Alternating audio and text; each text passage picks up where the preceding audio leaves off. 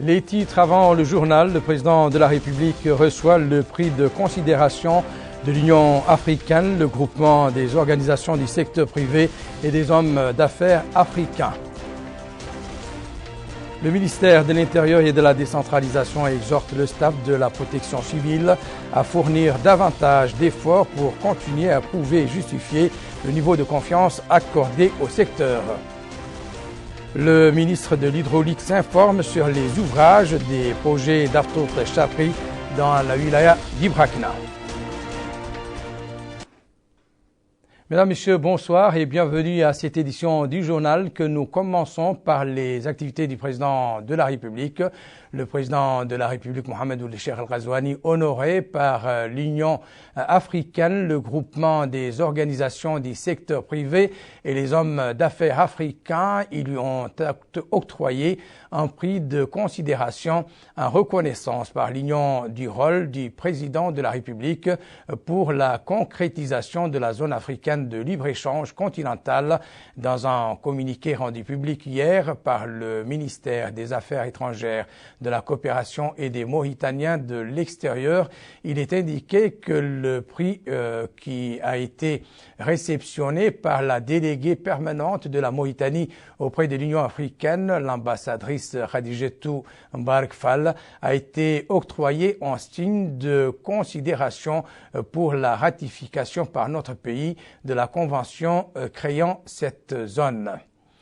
Les directeurs centraux et régionaux de la délégation générale de la protection civile et de la gestion des crises au grand complet au ministère de l'Intérieur et de la décentralisation, l'occasion pour leur tutelle de les féliciter pour la commémoration de la Journée internationale de la protection civile et pour les réformes structurelles opérées au sein de la délégation générale de la protection civile. Mohamed Salem Ould Merzoug les a en outre appelés à fournir davantage d'efforts pour continuer à prouver et justifier le niveau de confiance accordé au secteur. Abdoulaye Damaba. Permettre à la délégation générale de la protection civile et de la gestion des crises de s'acquitter convenablement de sa mission, à savoir veiller sur les personnes, les biens et l'environnement PBE, c'est dans ce cadre que la délégation générale a mis à la disposition des différentes casernes les moyens appropriés. Dans cette optique, ces rencontres qui se tient en marge de la commémoration de la fête internationale de la protection civile a réuni les directeurs centraux et régionaux de la protection civile et de la gestion des crises sous la supervision du ministre de l'Intérieur et de la décentralisation, Mohamed Salem Ould Merzoug, et en présence du secrétaire général de ce département ministériel, du délégué général de la protection civile et de la gestion des crises. Il a été question du travail abattu par les agents de la protection civile l'année écoulée, des attentes, du contenu de l'agenda 2021-2024 afin de renforcer les capacités des structures de protection civile. Le rôle de ce corps a été mis en avant. Aujourd'hui, nous avons tenu encore une réunion particulière avec Monsieur le ministre, bien sûr, en la présence du général délégué général de la protection civile, général Khattar Mohamed Barak, qui a aussi vraiment ménagé aucun effort pour que ce corps puisse jouer son rôle. Bien évidemment, c'est ce qu'ils ont donné comme des instructions et des directives. Et maintenant, à nous aussi à prouver notre responsabilité et notre pouvoir faire et savoir faire. Et aussi, comme vous le voyez, notre rôle, c'est de veiller sur les personnes qu'on appelle les PBE, les personnes et les biens et l'environnement. Le ministre de l'Intérieur et de la décentralisation a par ailleurs exprimé sa satisfaction durant ces réunions de l'approbation d'une loi organisant la protection civile et la gestion des crises ainsi que des réformes structurelles opérées au sein de cette délégation. Nous restons dans ce volet consacré aux hommes du feu pour faire une brève incursion dans les locaux de la délégation régionale de la protection civile et de la gestion des crises au niveau de Nouadhibou. Un rapide coup d'œil sur les statistiques de cette délégation fait ressortir que durant l'année écoulée, plus de 300 interventions ont été menées lors de crises de différentes ampleurs. El Hadj Abdallahi Eddine. À Nouadhibou, la protection civile accompagne l'urbanisation croissante de la ville en essayant de relever les défis liés à l'extension géographique de la ville. Pour protéger les personnes et les biens contre les incendies, la délégation régionale de la protection civile et la gestion des crises effectue des exercices de simulation d'opérations de secours et d'intervention afin de rendre les personnels plus performants et plus opérationnels. Les équipes de sapeurs-pompiers mènent ces opérations de simulation suivant une logique à 3 volets consistant en la prévention, l'anticipation et l'intervention. Le sergent-chef auprès de la protection civile, M. Fouleni Oul Mohamed, affirme qu'ils ont des équipes disposées à intervenir tout moment en cas d'incendie. Il affirme également que son institution dispose de 6 véhicules. La femme est un élément clé dans le dispositif de la protection civile. Elle assure des tâches importantes, notamment la réception des appels au secours. Madame Fatima Bilal, sergent-chef auprès de la protection civile, déclare qu'en plus de la réception des appels au secours, les agents femmes de la protection civile prennent part aux opérations d'intervention pour l'extinction des incendies. Les éléments de la protection civile font face à des défis divers tels que les fausses alertes, la mauvaise orientation donnée quant au lieu d'intervention, ce qui affaiblit l'efficacité de ces dispositifs. Les citoyens de la ville constatent une amélioration significative de la performance de ces dispositifs de sécurité civile, ainsi que le soulignent ces citoyens. Ces citoyens appellent les habitants à réagir positivement à ces dispositifs de secours. La protection civile a effectué durant l'année dernière plus de 373 interventions, en plus de la prestation des premiers secours ainsi que le transport des personnes victimes d'incidents. Le ministre de l'Hydraulique et de l'Assainissement se trouvait hier au Brakna, précisément dans la ville de Bouhdida et le regroupement des villages de Bourat, dans lesquels il a visité des projets d'Aftot al-Sharqi, Mohamed Khattab. Poursuivant sa visite à l'intérieur du pays, le ministre de l'Hydraulique et de l'Assainissement, M. Sid Ahmed El Mohamed, a rendu visite au regroupement des villages de Bourat, relevant de la commune de Mal, dans la wilaya du Brakna, en compagnie du Wali, M. Mrabi Oul Abidine, des autorités administratives et sécuritaires. Sur place, le ministre a pris connaissance de l'évolution des travaux en cours du projet Aftot al-Sharqi d'alimentation en eau potable dans ses phases 3 et 5. L'occasion pour le chargé de communication du ministère de l'Hydraulique et de l'Assainissement, M. Cheikh Ahmed Ould Yahya, d'affirmer que cette visite rentre dans le cadre de la tournée qu'effectue le ministre dans différentes wilayas pour constater de visu l'avancement des travaux en cours pour l'exécution des projets relevant du département. Nous sommes aujourd'hui, dit-il, à Bourat, dont le regroupement des villages va bénéficier d'un château d'eau d'une capacité de 50 mètres cubes d'eau potable et de 6 fontaines publiques. Cela dans le cadre de la première phase du projet Aftot al-Sharqi. Les populations de Bourat ont exprimé leur satisfaction et leur soulagement pour ces réalisations qui leur ont permis de surmonter le problème de la soif qu'elles ont enduré plusieurs années durant, appelant les services publics concernés à ne ménager aucun effort pour achever les installations. Avant l'existence de cette fontaine, dit ce monsieur, nous avions beaucoup souffert de la rareté de l'eau qui était un casse-tête chinois pour nous puisqu'il fallait parcourir 10 km pour trouver de l'eau. Nous étions vraiment dans le besoin, dit cet autre, et nous remercions fort les départements concernés pour ces réalisations. Nous espérons qu'ils poursuivent et réalisent ce projet car nous en avions grandement besoin, dit celui-ci, afin que tous aient accès à l'eau potable et en quantité suffisante. Après Bourat, le ministre s'est rendu à Bouhdida où il a visité le château d'eau devant alimenter la zone se trouvant entre la commune et la ville d'Aleg en eau potable, écoutant les explications du directeur de l'hydraulique, M. Mohamed Ould Dad. C'est un projet important, dit le directeur de l'hydraulique, qui va permettre l'augmentation du débit du réseau d'eau alimentant Bouhdida. Ce projet comprend un forage déjà réalisé au niveau du champ de Bouhdida et va permettre de livrer plus de 50 tonnes par heure, de même que des tuyaux de canalisation s'étalant sur 30 km partiront du champ captant de Bouhdida. Un château d'eau sera construit près de ce champ d'une capacité de 500 mètres cubes, en plus d'autres installations d'exploitation et 2 pompes pouvant livrer 50 tonnes par heure chacune. Il est à noter que le génie militaire participe à cette opération de construction des réseaux d'adduction d'eau potable alimentant la ville de Bouhdida à travers le forage depuis à Bouchisha. Il est attendu que ces travaux s'achèvent au bout de 4 mois. Nous allons à présent suivre le point de presse quotidien du ministère de la Santé relatif à la dernière évolution de la pandémie du Covid-19. La situation épidémiologique de la pandémie Covid-19, nous avons enregistré durant les dernières 24 heures 18 nouveaux cas, dont un cas contact et 17 cas communautaires. Durant les dernières 24 heures, nous avons enregistré 23 nouvelles guérisons. Et heureusement, il n'y a pas eu de décès. Le cumul de cas positifs enregistrés depuis le début de la pandémie est de 17 235, dont 9 057 cas contacts, 7 986 cas communautaires et 192 cas importés. Le cumul de guérison est de 16 606 et le cumul de décès est de 441. Nous avons aujourd'hui 188 cas actifs, dont 146 asymptomatiques, 23 avec des symptômes légers et 19 malades avec une symptomatologie grave. La répartition des nouveaux cas enregistrés durant les dernières 24 heures: un nouveau cas à Basknou, un à Arkiz, un à Attar, un à Nouadhibou, un à Al-Mijriya, un à Tijikje, un nouveau cas à Oulienge, 10 à Tavraq Zeyna et un nouveau cas dans la Muqata'a de Darnaï.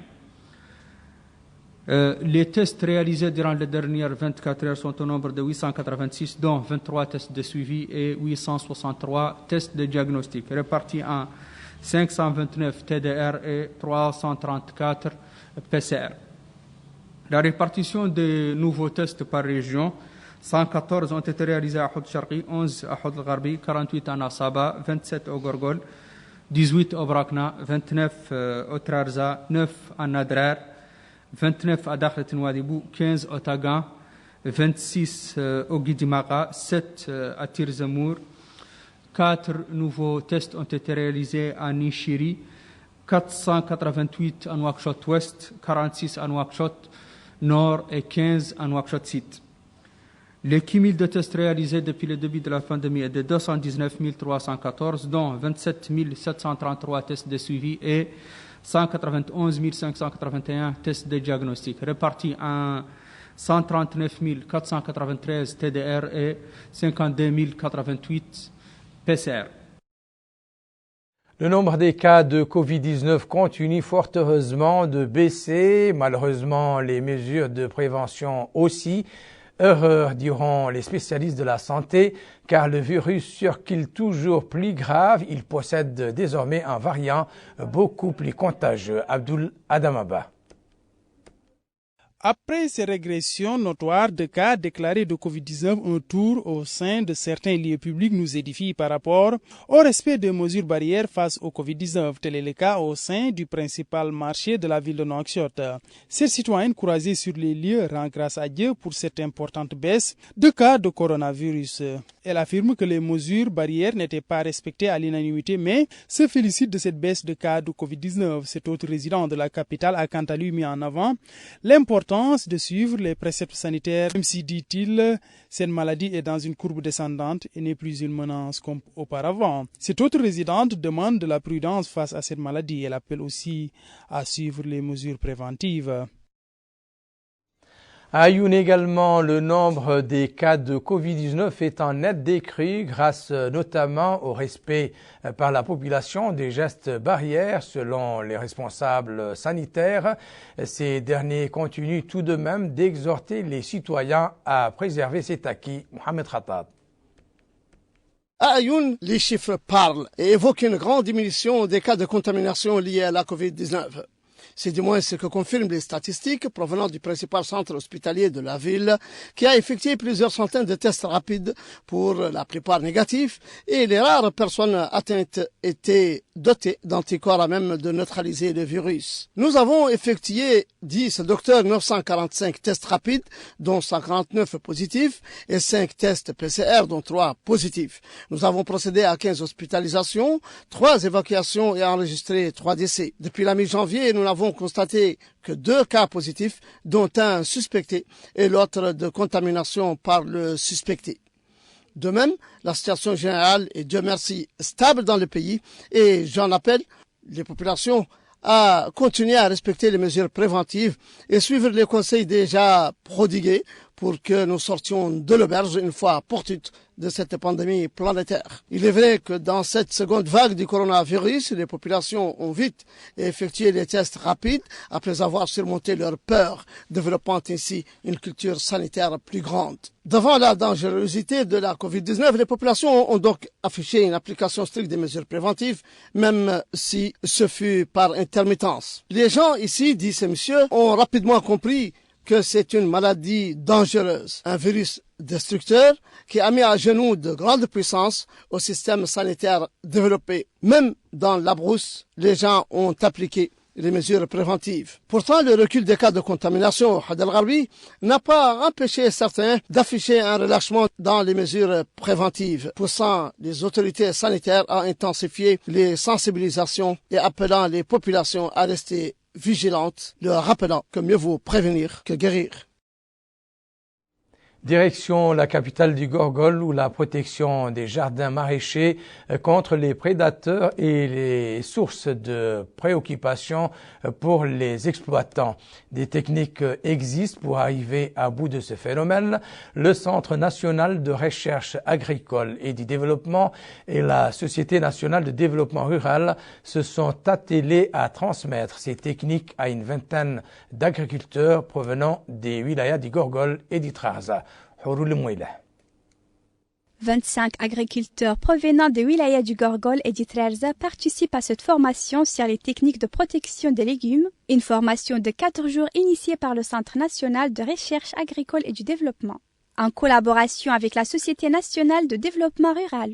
Le wali du Gorgol, M. Ahmed Naoul Sidba, a précisé que la formation intervient dans un contexte marqué par la propagation du Covid-19, dont les conséquences sont lourdes, surtout au plan économique et en particulier dans le domaine de la production agricole et de l'approvisionnement des marchés locaux en légumes. Ce contexte exceptionnel imposé par la COVID-19 a conduit le gouvernement à tracer d'ambitieux plans pour la promotion de la filière des légumes. À travers une série de formations accompagnées de motivations de nature à favoriser l'accès à l'investissement dans le domaine pour accélérer le rythme de protection et l'exploitation de nombreuses superficies cultivables disponibles dans la vallée et dans les zones oasiennes. Le directeur de la SONADER, M. Ba Abdoulaye Mamadou, a déclaré: Cet atelier est un atelier de formation qui rentre dans le cadre des activités du projet PGIR, dans le cadre de notre coopération avec l'OMVS, qui nous permet, grâce à cette coopération sous-régionale, avec nos autres partenaires des autres pays, du Sénégal, du Mali et de la Guinée, d'assurer des financements pour des projets importants dans le cadre du développement rural. C'est vrai que l'OMVS est un instrument qui est mis en place depuis fort longtemps et qui applique un ensemble de politiques qui sont édictées par les différents gouvernements, dont le nôtre, qui joue un rôle extrêmement dynamique pour que cette organisation sous-régionale puisse jouer son rôle d'intégration et de bonne coopération et de bon voisinage entre tous les riverains du fleuve Sénégal. Donc, notre pays, la République islamique de Mauritanie, a marqué depuis toujours sa totale adhésion à la vision stratégique définie par les États membres de l'OMVS, axée principalement sur la valorisation des ressources en eau du bassin du fleuve. Pour sa part, le directeur du Centre national de recherche agricole et du développement de Kaïdji, M. Sidi Oulali, a précisé que le développement s'articule autour de 3 principes essentiels: la recherche, la formation et la vulgarisation. Il a ajouté que la lutte contre les prédateurs constitue l'une des priorités de son département. Au sortir de l'atelier, les participants seront dotés des moyens nécessaires pour protéger leur culture des prédateurs. Au chapitre des activités des partis politiques, le colloque organisé hier soir par le parti Sawab sur le thème « La perte de la langue d'une nation signifie sa disparition ».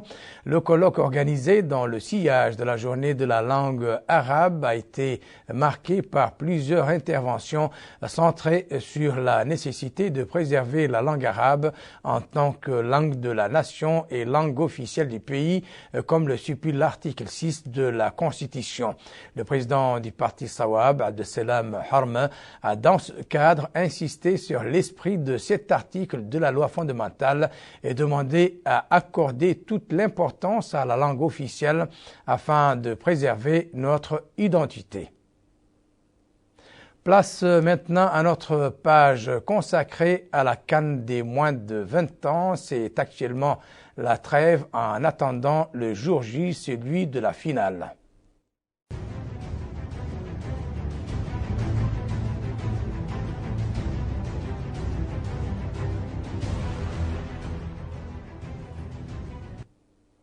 Oui, en effet, c'est le repos pour les deux champions qui se sont qualifiés pour les phases finales. Vous les connaissez désormais. Il s'agit des Blacks satellites du Ghana et des Hippopotames de l'Ouganda. Bokar Bailaba revient sur les temps forts de la demi-finale d'hier. Cela ne l'a pas empêché de constater dans les coulisses du stade olympique le gros travail mené par des jeunes volontaires. Favori avant le début du match, le Ghana a tenu son rang et a battu la Gambie 1-0 à l'occasion des demi-finales. Un but inscrit par Persus Bois sur un magnifique coup franc à la 34e minute de jeu. Aucun but ne sera plus marqué en seconde période, malgré les tentatives offensives des deux côtés. Dans une rencontre âprement disputée, les Ghanéens n'ont pas fait de détails, en arrachant cette place pour la finale face à une équipe gambienne dominatrice en possession de balles. Et lors d'une conférence de presse, l'entraîneur du Ghana, Abdulkarim Zito, a déclaré que son équipe a opté pour un jeu collectif.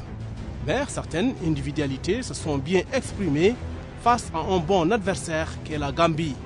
Il a précisé que son équipe sera motivée pour marquer l'histoire en remportant le 4e titre et ramenant le football ghanéen au sommet du continent.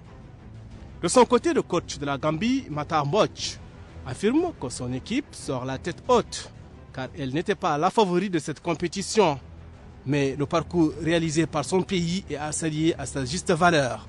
Dans l'autre demi-finale, l'Ouganda a validé son billet pour le sprint final en s'imposant largement face à la Tunisie 4-1. Dominateurs et laborieux, les Ougandais ont étouffé les Aiglons de Carthage de Tunisie qui n'ont pas vraiment pesé dans la rencontre. Menant rapidement score sur un superbe enchaînement de Richard Bassangwa à la 4e minute, les Ougandais ont enchaîné une demi-heure plus tard avec un but presque facile de Derrick Kakuza qui profite de la largesse des défenseurs tunisiens pour conclure 2-0. C'était à la 36e minute. La réduction du score par la Tunisie grâce à Belhamine suite à un coup de billard sur corner à la 39e minute n'a pas empêché les Ougandais d'alourdir le score 4-1 au coup de sifflet final grâce à un Derrick Kakuza tout feu, tout flamme qui s'offrit un triplé. Le coach de l'Ouganda, Morley Bekawaso, estime que le succès de son équipe peut être une source d'inspiration pour le football ougandais et pour la prochaine génération de joueurs. Parlant de la finale contre le Ghana, il affirme que l'adversaire est une équipe solide, mais l'Ouganda abordera ce match sans pression sur les épaules. S'il y a un joueur qui caracole en tête des meilleurs buteurs, c'est Derrick Kakuza. L'attaquant ougandais a planté hier un triplé face à la Tunisie. Il totalise désormais 5 buts dans cette compétition. L'entraîneur tunisien Maher Kanzari a de son côté félicité l'Ouganda qui a bien mérité sa victoire. Il appelle ses joueurs à récupérer pour le match pour la 3e place face à la Gambie vendredi au stade Cheikh Bouidia. Le scénario du match n'était pas bon pour nous. En 2-3 minutes, on prend un but. Donc ça nous met déjà un peu en doute, mais on essaye, on travaille, on joue. Mais après, lorsqu'on a la possession et on a le maîtrise du ballon, on encaisse un 2e but. Encore, on a réagi, on s'est pas fait On n'a pas été intimidé, on a réagi, on a marqué un 2-1 qui est très important avant la mi-temps. Donc les attentes de la deuxième mi-temps étaient à ce qu'on revienne au score et on travaille sans encaisser de but. Malheureusement, encore une fois, 2-3 minutes, on encaisse un but qui a presque un peu mis l'Ouganda en finale. Ce qui nous a manqué encore en fin du match, ce qui nous a manqué, c'est un peu la fraîcheur physique. C'était une victoire amplement méritée pour les Ougandais. Félicitations pour eux et on va maintenant se concentrer pour jouer la 3e place. La CAN des moins de 20 ans est aussi appuyée sur le plan humain par le programme national de volontariat Watanuna, un programme destiné à stimuler l'engagement citoyen des jeunes de notre pays, de consacrer un peu de leur temps à des activités de bénévolat. Pour ce faire, le programme a déployé des jeunes sur plusieurs sites, l'aéroport, les 3 stades, les lieux d'hébergement adossés aux éléments de commission de santé, de logistique, de transport, de sécurité, entre autres. Abdrahman Mohamed Salem est le coordinateur du programme national de volontariat Watanuna, affirme que le département de tutelle s'est employé pour travailler en parfaite synergie avec le comité d'organisation de la CAN des moins de 20 ans, d'autant plus que la compétition exige le déploiement d'importantes ressources humaines. D'ailleurs, les jeunes n'ont pas manqué de souligner que le bénévolat est un choix volontaire prenant appui sur des motivations et des options personnelles, lesquelles sont très diverses. Après cette page sport, le rappel des principaux titres. Le président de la République reçoit le prix de considération de l'Union africaine, le groupement des organisations du secteur privé et des hommes d'affaires africains. Le ministère de l'Intérieur et de la décentralisation exhorte le staff de la protection civile à fournir davantage d'efforts pour continuer à prouver et justifier le niveau de confiance accordé au secteur. Le ministre de l'Hydraulique s'informe sur les ouvrages des projets d'Artot Chapri dans la wilaya du Brakna. C'est la fin de cette édition. Merci pour votre attention. Excellent moment avec le reste des programmes d'El Mauritania.